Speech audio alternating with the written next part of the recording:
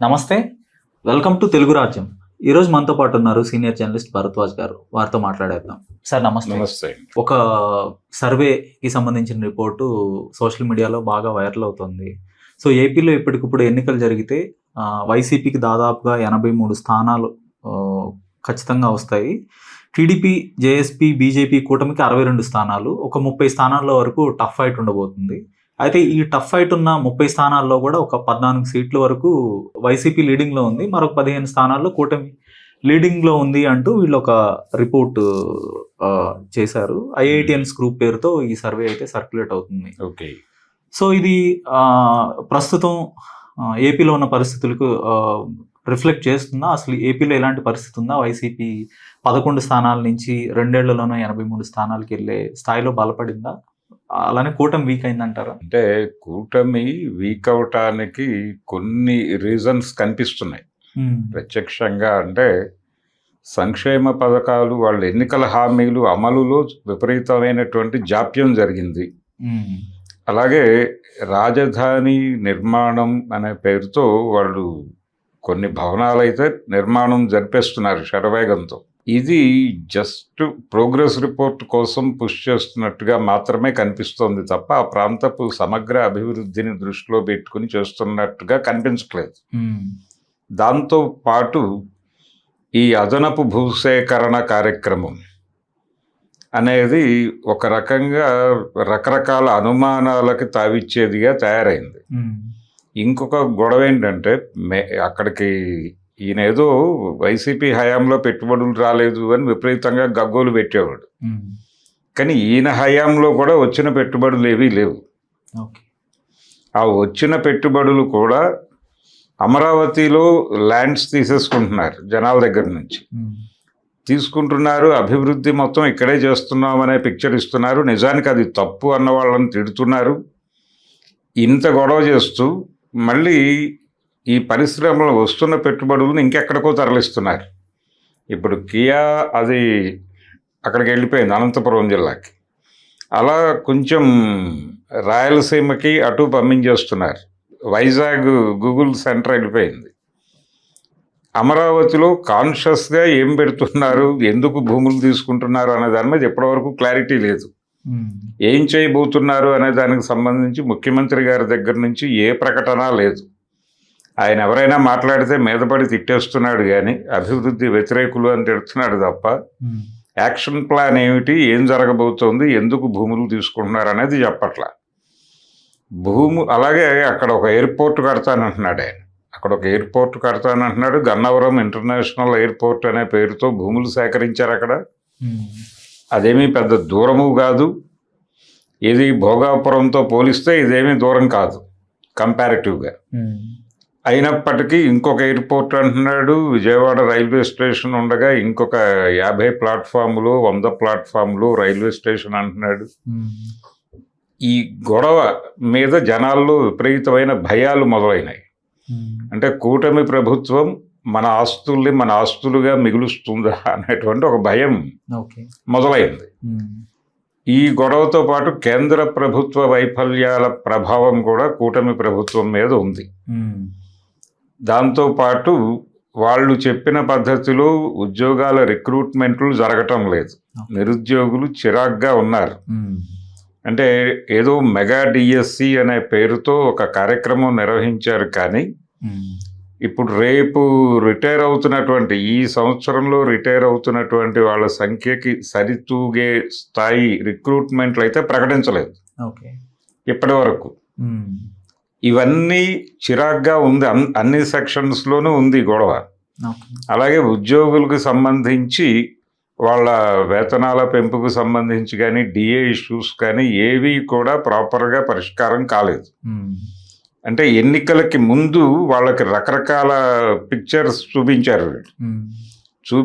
బయటకు చెప్పకుండా రహస్య సమావేశాలు చాలా జరిపారు.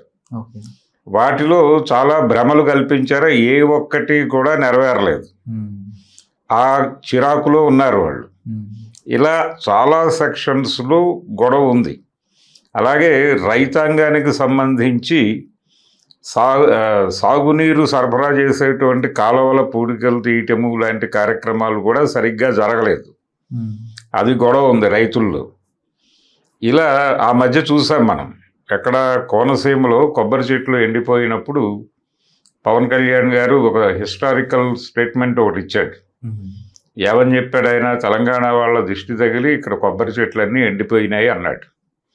కానీ నిజానికి అవి ఎండిపోవడానికి కారణం కాలువల పూడిక తీయకపోవడం వల్ల నీటి సరఫరాలు జరుగుతున్న లోపం. దాని మీద సీఎం గారితో మాట్లాడి అవన్నీ క్లియర్ చేయించాలి కదా ఆయన, అది మానేసి ఎవరో దిష్టి పెట్టారని మాట్లాడటం దుర్మార్గం కదా అనేది ఆ రోజుల్లో ఆయన మీద క్రిటిసిజం. ఆ తర్వాత ఏదో చిన్న డ్రామా కార్యక్రమం చేశారు తప్ప ఇప్పటికీ ఆ ఇష్యూస్ అన్ని చోట్ల సాల్వ్ అవ్వలేదు. అందుకని ఏ ఏరియాలో కూడా పెద్ద వేగంగా పని జరుగుతున్నటువంటి ఇది లేదు. కాకపోతే అక్కడ అమరావతిలో ఒక కొన్ని ఈ ఎమ్మెల్యేలకి వాళ్ళకి ఇళ్ళు నిర్మాణం కంప్లీట్ చేశారు. తర్వాత ఈ జడ్జీల నివాస గృహాలు ఒకటి కంప్లీట్ అయింది.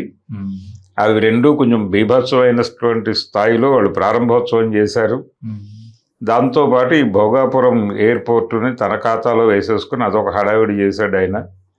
గూగుల్ డేటా సెంటర్ మీద వైజాగ్ వాసుల్లో ఉన్నటువంటి భయం, అక్కడ పర్యావరణం ఏమైపోతుంది అనే దాంతోపాటు విశాఖకి నీటి ఎద్దడి తగలబోతోంది బలంగా. అంటే ప్రతిరోజు నీటికి కూడా డబ్బులు వెచ్చించాల్సిన పరిస్థితి వస్తుంది. నీరు దొరకకపోవడం కాదు, ప్రతి ఇంటి వాళ్ళు నీరు కొనుక్కోవాల్సిన పరిస్థితి.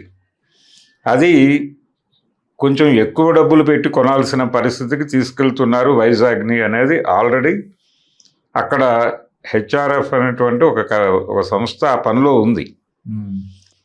ఇన్ని గందరగోళాల మధ్య వాళ్ళు అనుకున్నట్టుగా వాళ్ళ గ్రాఫ్ అయితే పెరగలేదు. ఇప్పటికీ నోరు తెరిస్తే వాళ్ళు మాట్లాడేది పాత ప్రభుత్వం చేసిన దుర్మార్గాల నుంచి ప్రజల్ని బయటకు తీసుకురావడానికే మాకు ఈ టైం అంతా సరిపోయిందని మాట్లాడుతున్నారు, కానీ అది కూడా కరెక్ట్ కాదు. రెండోది, మీడియా మీద విపరీతమైన ఆంక్షలు.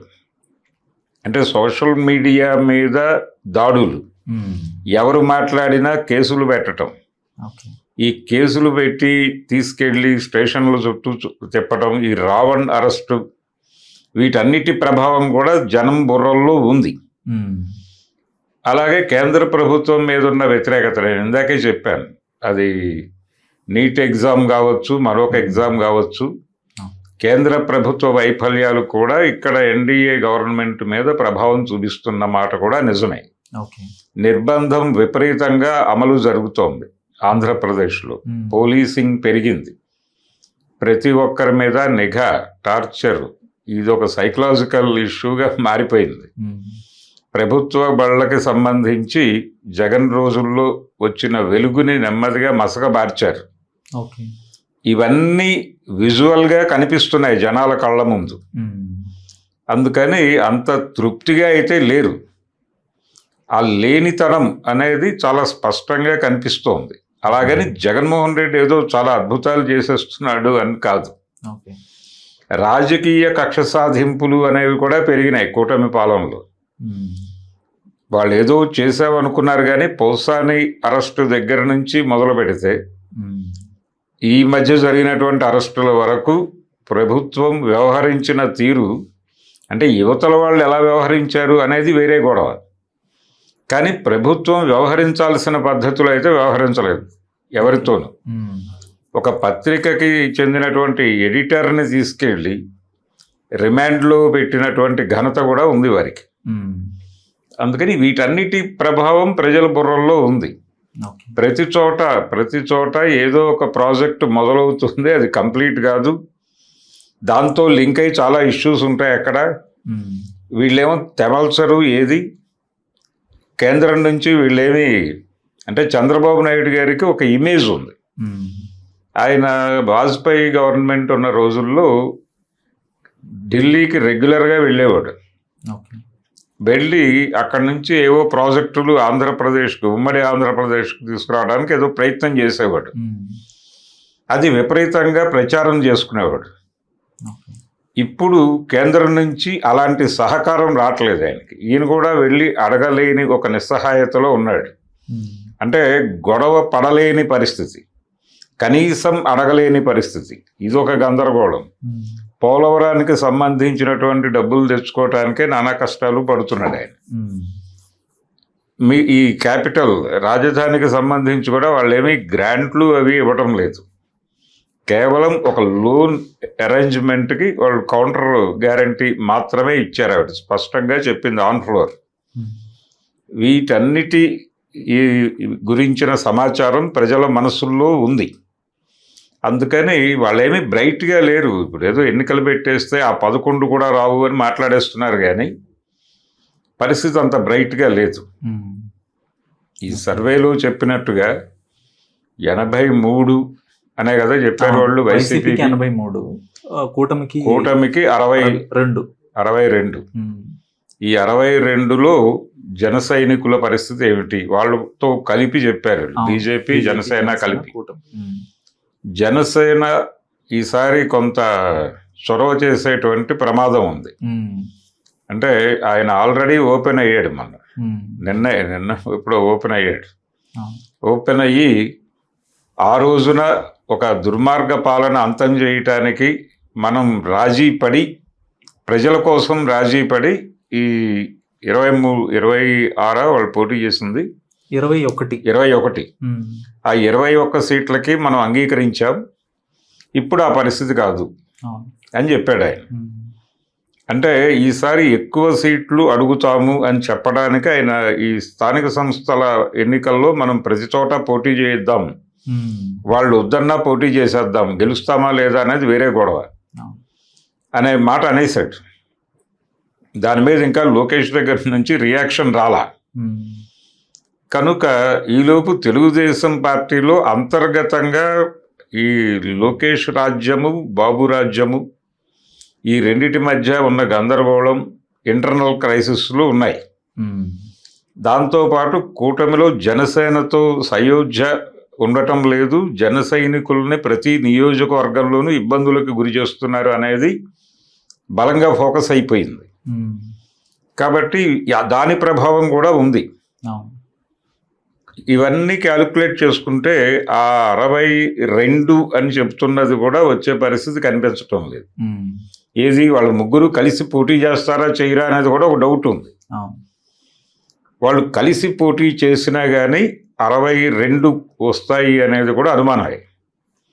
ఇంకా డౌన్ అవ్వచ్చు. అంటే వీళ్ళు దాదాపు 50 నుంచి 60 అని అనుకుంటున్నారు. ఏది రాయలసీమ ఇవన్నీ కలుపుకుని ఈ 21కి డబల్ ఫిగర్ అడగాలనేది వీళ్ళ ఉద్దేశం, జనసేన వాళ్ళది. బీజేపీ కూడా ఏదైనా పెంచమని అడిగే అవకాశం ఉంది. పెంచితే అప్పుడు పరిస్థితి ఏమిటి అనేది, వాళ్ళు అన్నీ గెలవగలరా, అంత ప్రభావం చూపించగలరా పవన్ కళ్యాణ్ గారు, అసలు ఆ 21 మళ్ళీ వస్తాయా లేదా అనేది డౌట్ ఉంది. ఇన్ని గందరగోళాల మధ్య ప్రస్తుతం ఆంధ్రప్రదేశ్ రాజకీయ చిత్రం ఉంది. అందుకని ఈ సర్వేలో చెప్పినది కొంత బ్రైట్ ఫిగర్సే రిఫ్లెక్ట్ చేస్తుంది. అయితే అంటే క్షేత్రస్థాయిలో అంటే కంపారిటివ్గా ఇవి బెటర్గానే ఉన్నాయి. క్షేత్రస్థాయిలో ఉన్న గందరగోళంతో పోలిస్తే ఇది బెటర్ ఫిగరే. కూటమికి బెటర్ ఫిగర్ అంటారా? ఓకే. కానీ క్షేత్రస్థాయిలో పరిస్థితి ఇంకా కూటమికి ప్రతికూలంగా ఉంది. ఓకే. ఈ 62 రావటం కూడా కష్టమే అని నేను అనుకుంటున్నాను. ఓకే, ధన్యవాదాలు సార్. Thank you.